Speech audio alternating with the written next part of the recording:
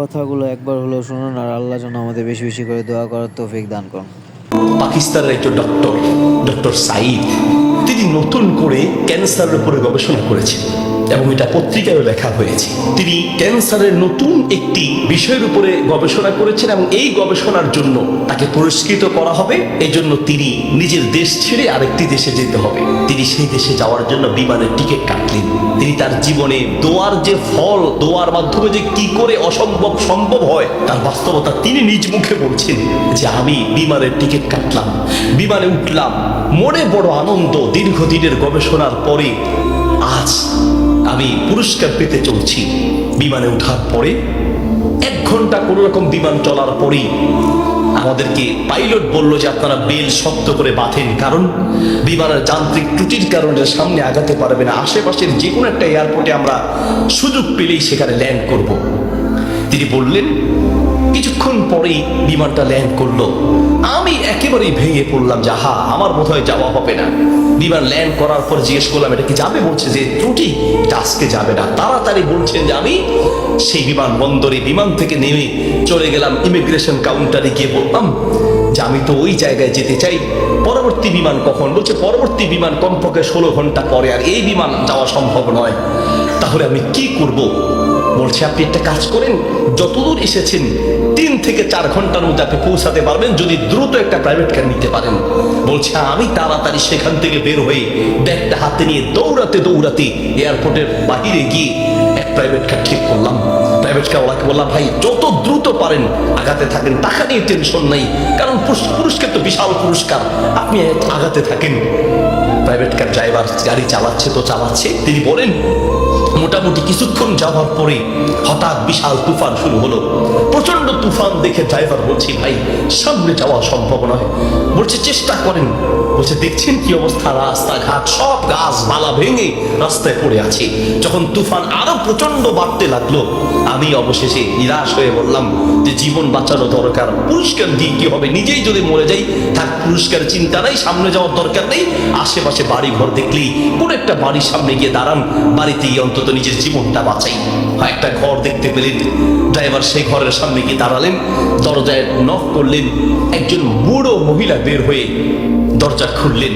বলছে বুড়িমা আমরা মেহমান বিপদে পড়েছি, বাহিরে তুফান চলছে, একটু আশ্রয় চাই, কোনো পুরুষ থাকলে বলেন। বলছে ভিতরে চলে আসেন, কোনো পুরুষ আমার ঘরে নাই, তবে আপনারা বসেন, নিশ্চিন্ত থাকেন, আমি আপনাদের মেহমানদারির ব্যবস্থা করি। বলছে ঘরে পুরুষ নেই তো কোথায় গিয়েছে? বলছে কি বলবো, দুঃখের কথা, কিছুদিন আগে আমার ছেলে এবং আমার স্বামী তো আগেই মারা গিয়েছেন, আর কিছুদিন আগে আমার ছেলে এবং ছেলের বৌমা দুইজন একসাথে অ্যাক্সিডেন্ট করে দুনিয়া থেকে বিদায় হয়েছেন। বাড়িতে শুধু আমি আর আবার নাতিটা আছে। বলছে আপনারা বসেন, একটু মেহমানদারির ব্যবস্থা করি। মেহমানদারি হিসেবে কিছু খাবার দিয়ে ডক্টর সাইদের সামনে দিলেন, আর বুড়িমা তিনি নামাজে দাঁড়ালেন। নামাজ শেষের দিকেই তার নাতি হাউমাউ করে চিৎকার করে কান্না শুরু করলেন। প্রথম থেকে কাঁদছেন অল্প আস্তে আস্তে, পরে প্রচন্ড চিৎকার। ডক্টর সাইদ বলেন বুড়িমা আপনি কি করছেন, একটু নাতিটাকে নিয়ে আসেন, এইভাবে কাঁদছে কেন? পরে নাতিটাকে কোলে করে নিয়ে আসলেন। ডক্টর সাইদ জিজ্ঞেস করলেন যে তার চেহারা পুরো নীল হয়ে আছে, তার কারণটা কি, ওর কি রোগ হয়েছে? বলছে ডাক্তার সাহেব কি বলবো, দুঃখের কথা, আল্লাহ আমাকে পরীক্ষা করছেন। আমার স্বামী তো অনেক আগেই দুনিয়া থেকে বিদায় হয়েছে, আমার সম্বল ছিল আমার ছেলে, সেই ছেলেটাকে আল্লাহ নিলেন, ছেলের বৌমাকেও নিয়ে গেলেন। আমার এই নাতিটা কোন রকমে আমার কাছে ছিল, তাই সে যায় নাই, এই জন্য অ্যাক্সিডেন্ট করে তারা মারা গিয়েছে, কিন্তু ছেলেটা রয়ে গেল। এখন এই ছেলেটার একটা কঠিন মারাত্মক ক্যান্সার হয়েছে, যার চিকিৎসা আমাদের দেশে সম্ভব নয়। ডাক্তার সাইদ বলছে আপনি কি দেখিয়েছেন? বলছে হ্যাঁ, এটা নতুন ধরনের ক্যান্সার, এলাকায় যাকেই দেখাই সবাই একই কথা, আমাদের পক্ষে সম্ভব নয়। তো ডাক্তাররা কি পরামর্শ দিয়েছে? বলছে পাকিস্তানে যেতে। পাকিস্তানে একজন ডাক্তারের নাম বলেছি, তিনি এই নতুন রোগের, এই নতুন ক্যান্সার উপরে তিনি গবেষণা করেছেন, তার কাছে গেলে নাকি ভালো হবে। ডাক্তারের নাম বলেছে, বলছে নাম তো বলেছে কিন্তু ঠিকানা তো কিচ্ছু জানা নাই।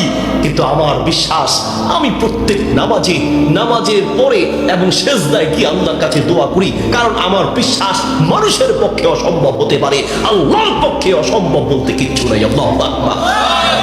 আমি প্রতিদিন নিয়মিত আল্লাহর কাছে দোয়া করি, মালিক আমি তো সেই ডাক্তার হসপিটাল কিচ্ছু চিনি না, আমার পক্ষে চেনা সম্ভব নয়, তার কোনো ঠিকানাও কারো জানা নাই। তিনি নাকি পাকিস্তানের ডাক্তার। বুড়িমা বলেন তো সেই ডাক্তারের নাম কি? বলছে সেই ডাক্তারের নাম নাকি ডক্টর সাইদ, নতুন করে তিনি নাকি এই ক্যান্সার উপরে গবেষণা করেছেন। বলছে বুড়িমা কসম করে বলেন তো ডাক্তার সাইদের সাথেই আপনাকে দেখা করতে বলেছে? মহিলা বলছে ভাই আপনি মেহমান মানুষ, আমি কেন আপনার কাছে মিথ্যা বলতে যাব? ডাক্তার সাইদ তিনি নাকি নতুন করে ক্যান্সার উপরে গবেষণা করেছেন। আপনার বাড়ি কোথায়? ডাক্তার সাইদ বলল বুড়িমা আমি আপনাকে কসম করতে বলেছি এই জন্য যে আমি বড় অবাক হয়েছি। আল্লাহ যে বান্দার দোয়া কিভাবে কবুল করেন, আল্লাহ যে মানুষের দোয়া কিভাবে কবুল করেন, আমি এখন বুঝতে পেরেছি কেন আমার বিমান নষ্ট হয়েছে। আমি এখন বুঝতে পেরেছি কেন আমি প্রাইভেট কারে উঠেছি। আমি এখন বুঝতে পেরেছি কেন তুফান শুরু হয়েছে।